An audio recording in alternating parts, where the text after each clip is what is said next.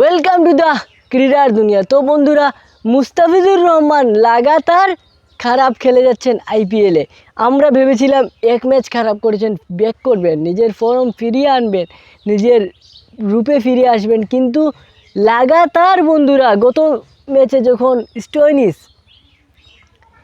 ওনার বলে 6 বলে দরকার 17 রান, সেখানে 3 বলে, হ্যাঁ আমরা মানতাম এখানে ডিউ ফ্যাক্টর রয়েছে, বোলাররা কুয়াশা পড়ার কারণে লাইন লেন্থ খুঁজে পাচ্ছে না, তারা ভালো বোলিং করতে পারতেছে না, কিন্তু আমরা ভাই এরা সেটা মেনে নিতাম যদি মুস্তাফিজ 6টা বল করে ম্যাচটা হারতেন। কিন্তু উনি জাস্ট 3টা বল করেছেন, 17 রান দিয়েছেন। তারপরে কিভাবে বলবো আমরা উনি ভালো বল করতেছেন বা কুয়াশার দোষ দেবো? এটা তো দেয়া যায় না ভাইয়েরা। এখন প্রশ্ন হচ্ছে, আমরা কিন্তু যখন মুস্তাফিজ আইপিএলে গিয়ে প্রথম 2-3টা ম্যাচ ভালো খেলেছিল, আমরা কিন্তু প্রশংসায় ভাসিয়ে দিয়েছিলাম মিস্টার ক্যাপ্টেন কুল ধোনিকে। এখন আমার কথা হচ্ছে বন্ধুরা, আমরা টাইটেল লিখে দিয়েছিলাম কিভাবে ব্যবহার করতে হয় ধোনি, মুস্তাফিজকে কিভাবে ব্যবহার করতে হয় শিখিয়ে দিলেন ধোনি, মুস্তাফিজের ছোঁয়ায় সোনা হয়ে গেলেন ধোনি, এইরকম টাইটেল কিন্তু আমরা দিয়ে ভিডিও বানিয়েছিলাম। এখন সেই আমি নিজেদেরকেই ট্রোল করব। আমি নিজেই একটা টাইটেল দিয়েছিলাম যে সোনা হয়ে গিয়েছেন মুস্তাফিজ ধোনির ছোঁয়ায়, এরকম একটা টাইটেল দিয়ে ভিডিও বানিয়েছিলাম, এবং এটা এখন পর্যন্ত আমার চ্যানেলের সর্বোচ্চ ভিউ পাওয়া ভিডিও।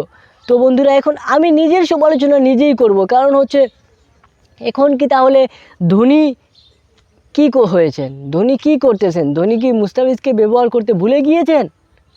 প্রশ্ন কিন্তু থেকে যায়। এখন প্রশ্নের আনসারও কিন্তু আমাদেরকেই দিতে হবে, কারণ আমরাই ধোনিকে নিয়ে এরকম মজার মানে কেছি যেই নিউজগুলো, সেটা আমরাই করেছি বন্ধুরা। এখন প্রশ্ন হচ্ছে যে ধোনি কি তাহলে ঠিক আর ব্যবহার করা ভুলে গেলেন মুস্তাফিজকে?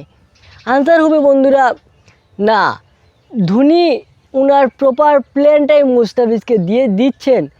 সিএসকে টিম কিন্তু প্ল্যানটা দিচ্ছে মুস্তাফিজকে। আপনারা দেখলে গতকালকের ওই যে লখনৌয়ের সাথে ম্যাচটা দেখলে আপনারা বুঝতে পারবেন, মুস্তাফিজ কিন্তু প্ল্যান মতো বল করে গিয়েছিলেন, কিন্তু প্রথম ওভার উনি কার্যকর হয়েছিলেন, দ্বিতীয় ওভারে মোটামুটি কার্যকর ছিলেন, কিন্তু তৃতীয় ওভারে উনি নিজের ভুলে একটা লাস্ট বলে যে 6টা খেয়েছিলেন, সেটাই কিন্তু টার্নিং পয়েন্ট ছিল।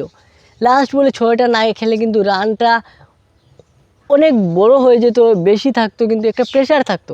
কিন্তু লাস্ট বলের যে 6টা খেয়েছিলেন, এটা কিন্তু ওনাদের প্লেনের ভিতরে ছিল না, উনি জাস্ট বলটা করেছেন এবং বলটা ভিতরে ঢুকে গিয়েছে এবং ছক্কা মেরে দিয়েছেন, নতুন ব্যাটসম্যান ছিলেন।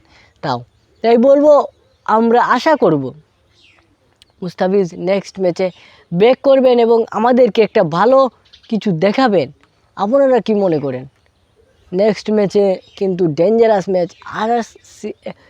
সানরাইজ হায়দ্রাবাদের বিপক্ষে, আগুন টিমের বিপক্ষে। দেখি কী করেন মুস্তাফিজুর রহমান। আপনারা কি মনে করেন অবশ্যই কমেন্টে জানিয়ে দেবেন। দেখা হচ্ছে নেক্সট ভিডিওতে। আজকের মতো বিদায়, ভালো থাকবেন, আসসালামু আলাইকুম।